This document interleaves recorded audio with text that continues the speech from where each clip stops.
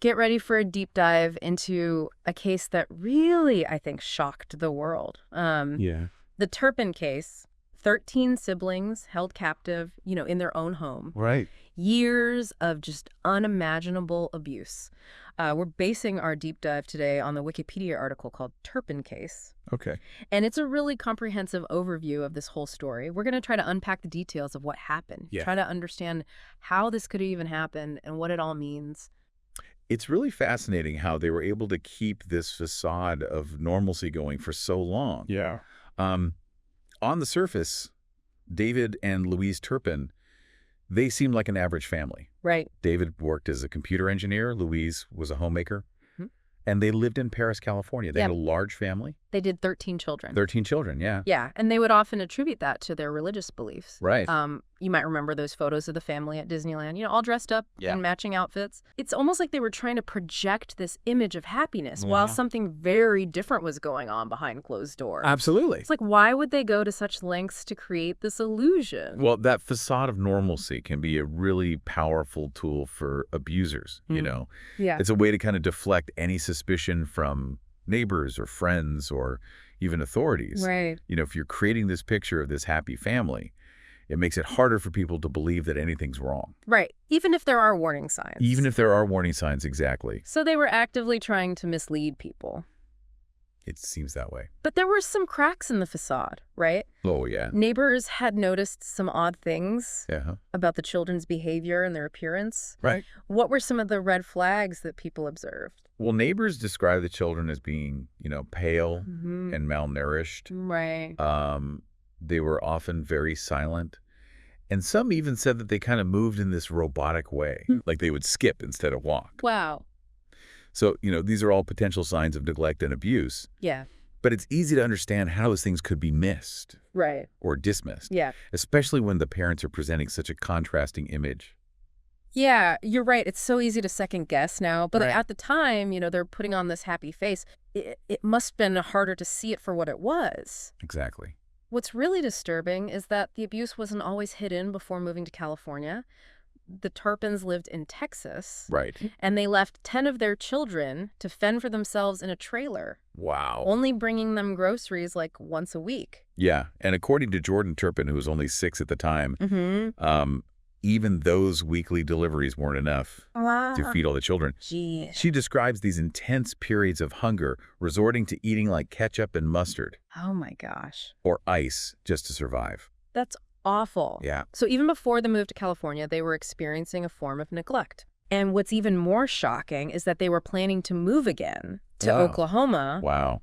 And it was the fear of another move that actually pushed Jordan, who was 17 at the time, to make that escape. Oh, well. She used a deactivated cell phone, Wow. and she called 911. Wow. That was really the turning point that brought the whole nightmare to light. Right. And you gotta admire her courage. I mean, Yeah. the children had been planning this escape for over 2 years. Wow. That takes incredible bravery and determination. It really does. So what did Jordan tell the dispatcher? Okay. What was it like inside that house? Well, her call was chilling. Yeah.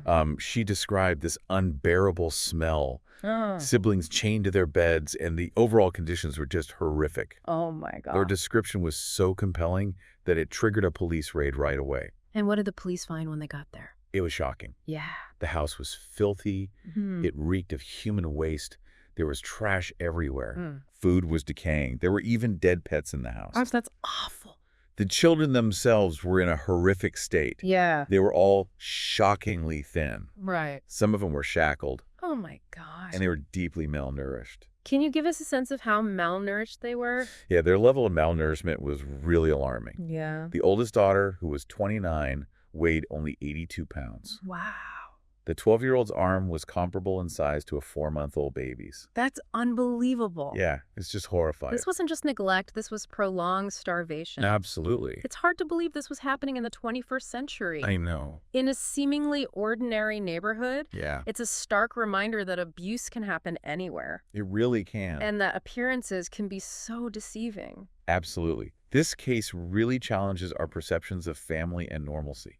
It does. It forces us to confront this uncomfortable reality that abuse can occur in the most unexpected places. But this abuse went beyond just the neglect and the malnourishment, right? Yeah. The children were also deprived of something that's crucial to development. Education. Yeah, education. Right. They were completely isolated from the outside world, Yeah. deprived of any form of education and Right. social interaction. Yeah, some of them had very limited vocabulary. Wow. They struggled to understand simple concepts Yeah. and lacked even basic knowledge about the world. It's devastating to think about the developmental damage they must have suffered. Yeah. What kind of impact does that level of isolation have on a child's development? Well, imagine growing up without access to books or schools, Yeah. or even basic conversations about the world around you. Yeah. You know, these children were robbed of their childhoods, Yeah. their right to learn and grow. Mm-hmm. The impact of that kind of isolation is profound and long-lasting. Right. It affects their cognitive development, Mhm. social skills, and overall well-being. So how could this go on for so long without anyone noticing? I mean, were there any missed opportunities to intervene? That's a great question. And I think it highlights the complex nature of child abuse. Okay. Often abuse occurs behind closed doors, Right. and abusers like the Turpins, they go to great lengths to conceal their actions. Right. You know, they manipulate perceptions, they threaten their victims, and they create this environment of fear and secrecy. You mentioned earlier that David Turpin filed affidavits Oh, yeah. with the California Department of Education, Yeah. falsely claiming that the children were being homeschooled. Right. That seems like another attempt to just hide what was happening. Absolutely. And it adds another layer of deception to this case. Right. By claiming to homeschool their children, the Turpins basically created this barrier Right. that kept them isolated Yeah. and shielded from any scrutiny. It also suggests a level of premeditation It does. and planning. Yeah. They weren't just neglecting their children, they were actively working to keep them hidden. Yeah. And that calculated manipulation is a hallmark of many abuse cases. Wow. You know, abusers often use control and intimidation Right. to maintain their power and prevent their victims from seeking help. Yeah. In this case, the children were not only physically restrained, but also psychologically manipulated into silence. It's a chilling thought, but the abuse wasn't limited to just isolation and neglect, was it? Unfortunately, no. The Wikipedia article details these horrific instances of physical abuse. Right. The children were beaten, they were strangled, Oh my God. and subjected to various forms of physical torment. It's difficult to even imagine the pain and suffering they endured. It really is. How could any parent inflict such cruelty on their own children? Yeah, that's a question that continues to haunt everyone who hears about this case. Yeah. There's no easy answer. Right. While we can speculate about potential psychological factors, Yeah. the truth is there's no single explanation for such extreme cruelty. So it's not as simple as just labeling them as evil. Exactly. While their actions were undeniably evil, it's important to remember that these cases are rarely black and white. Right. There are often complex psychological dynamics at play, Yeah. and it's crucial to approach these discussions with nuance and a deeper understanding of the factors that can contribute to abuse. That makes a lot of sense. Yeah. Reducing it to good versus evil doesn't help us understand the complexities of abuse Right. or prevent future cases. Exactly. So let's talk about the legal proceedings. What were the specific charges brought against the Turpins? Yep. And what was the outcome? Well, David and Louise Turpin faced a whole list of charges, Yeah. including torture, false imprisonment, child abuse, and more. Hmm. They eventually pleaded guilty and were sentenced to life in prison, Wow. each with the possibility of parole after 25 years. So justice was served in a legal sense, Mm. but does that truly address the depth of the suffering Right. that they inflicted on their children? That's a really tough question. Yeah. While the legal system focuses on punishment and deterrence, Mm. the impact of this kind of abuse extends far beyond the courtroom. The Turpin children face a lifelong journey of healing and recovery, Right. and no amount of prison time can fully erase the trauma that they've experienced. And that journey toward healing wasn't without its own challenges, was it? No, unfortunately not. The aftermath for these children, even though they were free from their abusers, Right. it wasn't always easy. Tragically, no. Some of the children, after being placed in foster care, Right. they faced further abuse and neglect Within the system? within the system. Wow. A devastating reminder that the fight to protect vulnerable children extends far beyond that initial rescue. It's a stark reminder that even after escaping their initial ordeal, Yeah, these children continue to face immense challenges. they do. Can you tell us more about what happened to them in foster care? Well, unfortunately, some of the siblings were placed with another abusive foster family, Oh, wow. and they endured further neglect and mistreatment. It's unbelievable. Yeah, it really highlights the systemic failures within the foster care system. Mm. It's a heartbreaking reminder that the systems designed to protect children sometimes fail them Yeah. in the most heartbreaking ways. That's absolutely devastating. It makes you wonder what kind of oversight was in place. Right. How could this happen again to children who had already endured so much? It's a really important question, and I think it speaks to a larger systemic issue Yeah. that we need to address as a society. Yeah. We're going to delve deeper into this issue and the media's portrayal of the Turpin case Okay. right after a quick break, so stay with us. Yeah, it really highlights the systemic failures within the foster care system. Right. It's a heartbreaking reminder that the systems designed to protect children sometimes fail them Yeah. in the most heartbreaking ways. That's absolutely devastating. It makes you wonder what kind of oversight was in place. How could this happen again to children who had already endured so much?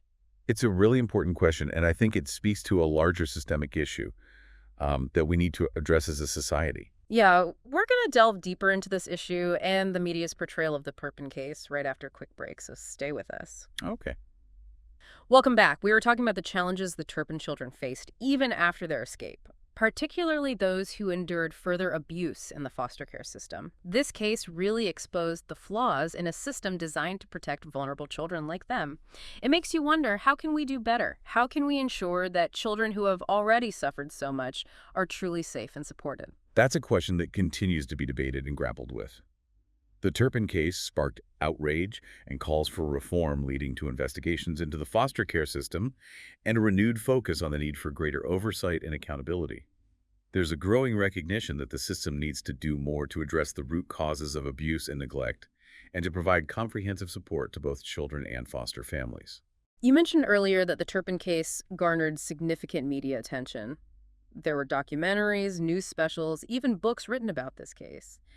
Do you think that media attention helped or hindered the children's recovery and the efforts to improve the system? That's a complex question. Mm. On the one hand, media attention can be a powerful tool for raising awareness about important issues like child abuse. It can help to break down the stigma and silence that often surround these cases and can create momentum for change.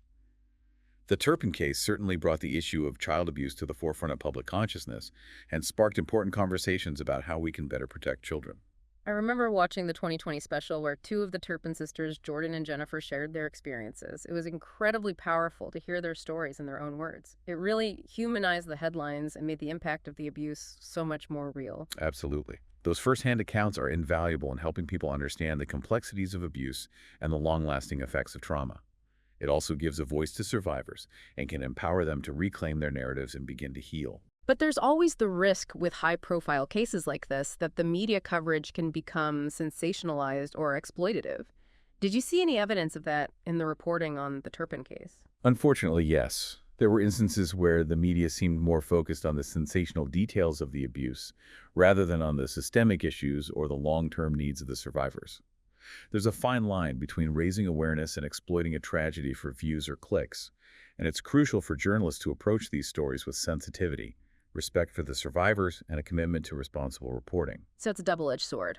The media can play a vital role in advocating for change, but it needs to be done ethically and with a focus on the well-being of those involved. Exactly, and it's important for us as consumers of media to be critical of what we read and watch. We need to be discerning and thoughtful about how we engage with these stories and to support media outlets that prioritize ethical reporting and a nuanced understanding of complex issues. The Turpin case in many ways transcended the headlines and became a cultural touchstone. It prompted conversations not just about child abuse, but also about broader issues like social isolation, poverty, and the role of religion in families. Why do you think this case resonated so deeply with the public? I think it's because it challenged our fundamental beliefs about family and community. The Turpins on the surface presented this image of normalcy, even piety, which made their crimes all the more shocking and unsettling. It forced people to confront the uncomfortable reality that abuse can happen anywhere to anyone, and that it often hides in plain sight. It also raised uncomfortable questions about our own responsibility to look out for one another and to speak up when we see something wrong. It's easy to distance ourselves from a case like this and think that would never happen in my family, or I would definitely notice if something like that was happening in my neighborhood. But this case reminds us that we can't afford to be complacent. We need to be aware of the signs of abuse. We need to be willing to have difficult conversations. And we need to create a culture where children feel safe and supported. I completely agree. The Turpin case, while tragic and disturbing, can serve as a catalyst for positive change. It can inspire us to be more vigilant, more compassionate, and more proactive in protecting children. It can also motivate us to advocate for stronger systems of support for families, particularly those struggling with poverty, isolation, or mental health challenges. This deep dive into the Turpin case has been a tough one, but I think it's been an important one. It's a story that needs to be told and a conversation that needs to continue.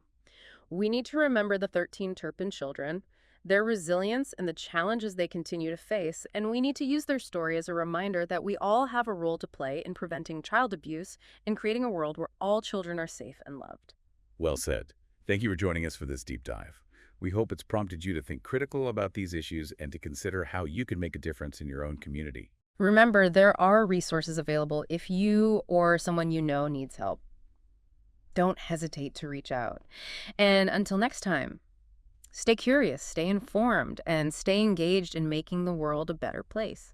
So we were just talking about, the challenges the Turpin children faced even after escaping that horrific situation. Right. Especially those who were placed with another abusive foster family. I mean, It's just unbelievable that the system meant to protect them failed so miserably. It really is. In the Turpin case, really brought these failures to light and sparked a lot of outrage and calls for reform. Right. So hopefully some good will come out of this terrible situation. Yeah. Maybe some positive changes to the system. Hopefully.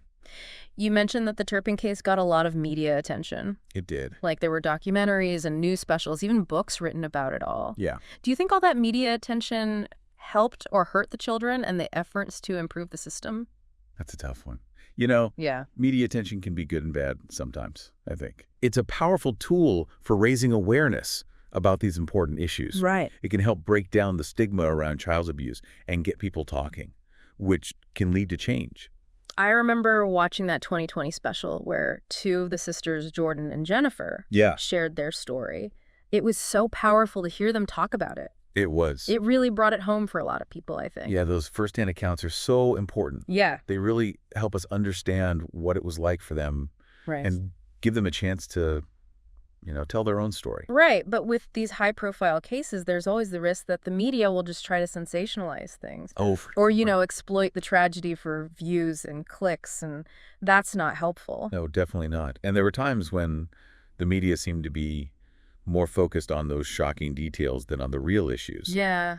Or the long-term needs of the survivors. Right. It's like walking a tightrope. It is. Between raising awareness and exploiting a tragedy. Exactly. And that's why it's so important for journalists to be sensitive and responsible when reporting on these cases. Right. And for us as viewers and readers to be critical of what we're seeing and reading, we need to be thoughtful about how we engage with these stories and support media outlets that do a good job of reporting on them. Right. Look for media that is, ethical and nuanced in its approach. The Turpin case became such a big cultural phenomenon. It did. I mean, it sparked conversations not just about child abuse, but about broader issues like poverty and social isolation. Yeah. Even the role of religion in families. Yeah, it went way beyond just the headlines.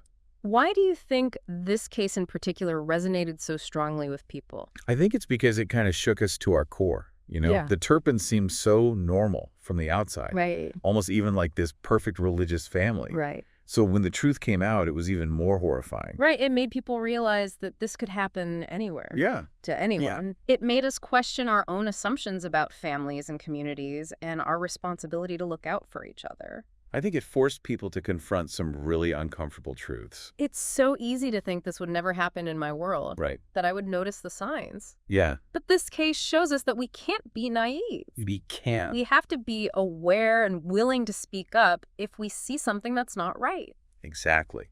We all have a responsibility to protect children. This deep dive into the Turpin case has been really heavy. It has. But it's been so important to talk about. Absolutely. It's a story that needs to be told, and these conversations need to keep happening. Yes. We have to remember those 13 Turpin children and their incredible resilience. And all the challenges they still face. Yeah, and their story should remind us that we all have a part to play in preventing this from happening again. We do. And in creating a world where every child feels safe and loved. That's what we should all be striving for. This is a tough topic, but it's so crucial to address. So thank you for joining us for this deep dive into the Turpin case. It's been my pleasure. And we hope it's made you think critically about these issues. Yeah, and that you'll consider how you can make a difference in your own community. Remember, if you or someone you know needs help, please don't hesitate to reach out. There are resources available. And you're not alone. Never. So until next time, stay curious, stay informed, Yes. and stay engaged in making the world a better place.